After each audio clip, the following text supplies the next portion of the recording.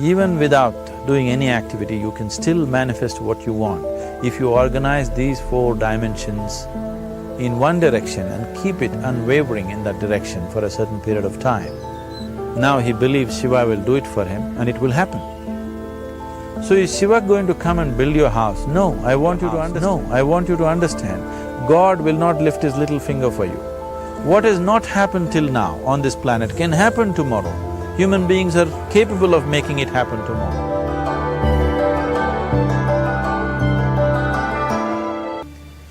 Now with a little bit of alcohol in him, you know Charles Darwin told you, all of you are monkeys, your tail fell away. Not me, Charles Darwin told you that you were all monkeys and your tail fell away and then you became human.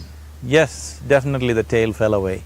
But the monkey, in yoga, we always refer to an unestablished mind as markata, which means a monkey. Why we are referring to the mind as a monkey is, what are the qualities of a monkey? One thing about a monkey is, it's unnecessary movement. And another thing about the monkey is, if I say you're monkeying somebody, what does it mean? Imitation. Monkey and imitation have become synonymous. So these two essential qualities of a monkey are very much the qualities of an unestablished mind. Unnecessary movement, you don't have to learn it from the monkey, you can teach it to the monkey. And imitation is full-time job of the mind. So when these two qualities are on, a mind is referred to as a monkey. So this monkey became active within him. He just looked around, thought, what the hell is happening here? I asked for food, food came. I asked for drink, drink came. There must be ghosts around here, and ghosts came. Oh, the ghosts have come, they're going to surround me and torture me, he thought. Immediately the ghosts surrounded him and started torturing him. Then he started screaming in pain and said, oh, they're going to kill me, and he died. Just now he said he's a fortunate being. The problem is he was sitting under a kalpa vriksha or a wishing tree. He asked for food, food came, he asked for drink, drink came, he asked for ghosts, ghosts came, he asked for torture, torture came, he asked for death, death happened. Now don't go looking for these kalpa vrikshas in the forest. You can barely find a tree these days. A well-established mind, a mind which is in a state of samyukti, is referred to as a kalpa vriksha. If you organize your mind to a certain level of organization, it in turn organizes the whole system. Your body, your emotion, your energies, everything gets organized in that direction. Once all these four dimensions of you, your physical body, your mind, your emotion and the fundamental life energies are organized in one direction, once you are like this, anything that you wish happens without even lifting a little finger actually. It would help to assist it with activity, but even without doing any activity, you can still manifest what you want if you organize these four dimensions in one direction and keep it unwavering in that direction for a certain period of time. Right now the problem with your mind is, every moment it is changing its direction.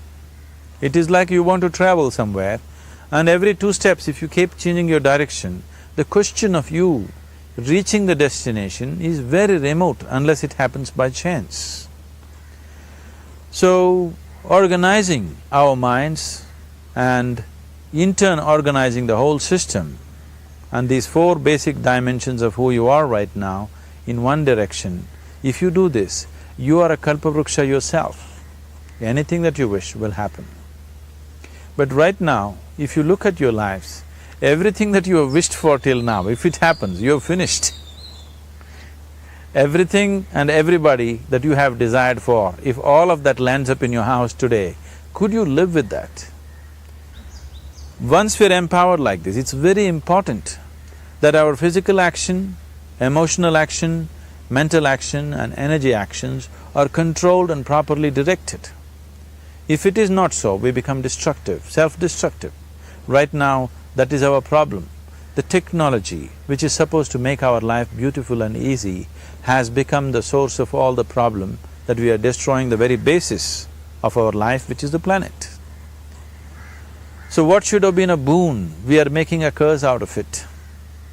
What has brought incredible levels of comfort and convenience to us in the last 100 years or so has also become a threat to our life simply because we are not conscious action, we are in a compulsive state of action.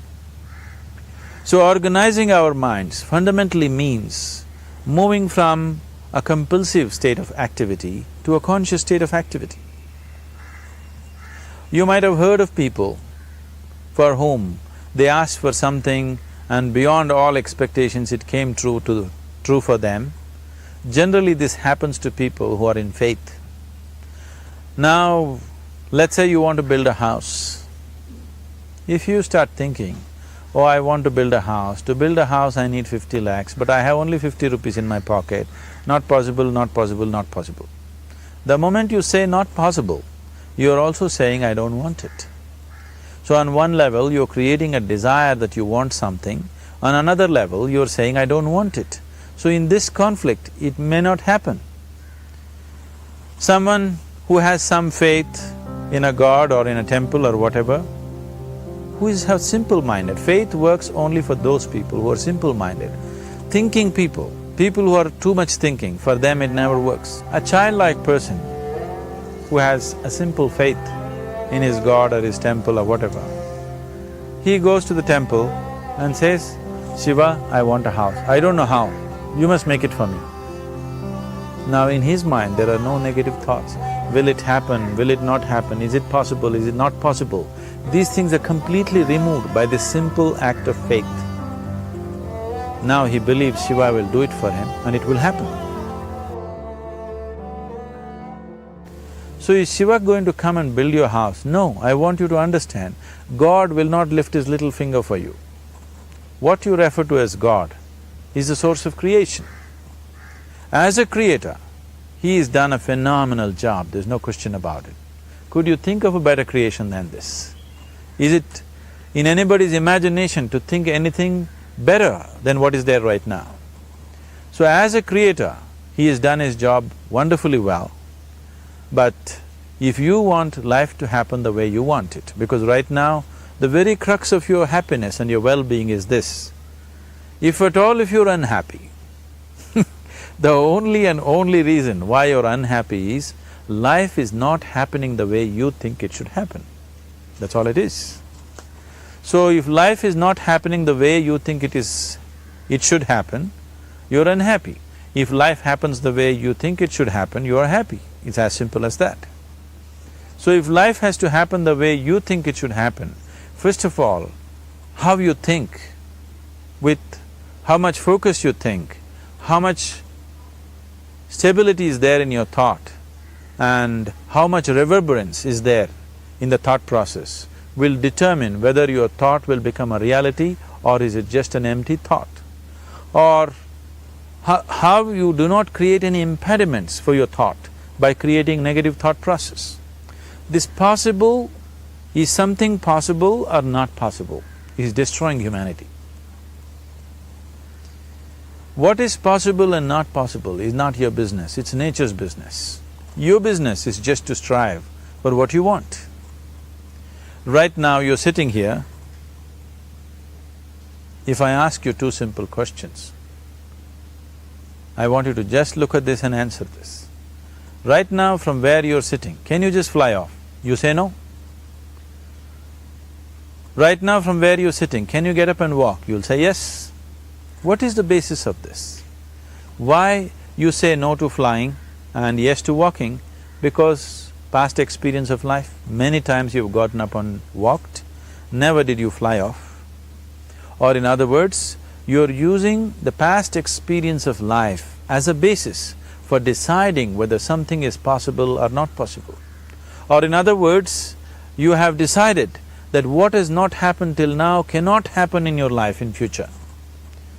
This is a disgrace to humanity and the human spirit. What has not happened till now on this planet can happen tomorrow. Human beings are capable of making it happen tomorrow. All these four are organized in one direction. Your ability to create and manifest what you want is phenomenal. You are the creator in many ways. That which is the source of creation is functioning within you every moment of your life. It is just that, have you kept access to that dimension or not? Organizing the four basic elements of your life will give you that access. There are tools and technologies to do this. The whole science of yoga, the whole technology that we refer to as yoga is just about this, transforming yourself from being just a piece of creation to become a creator.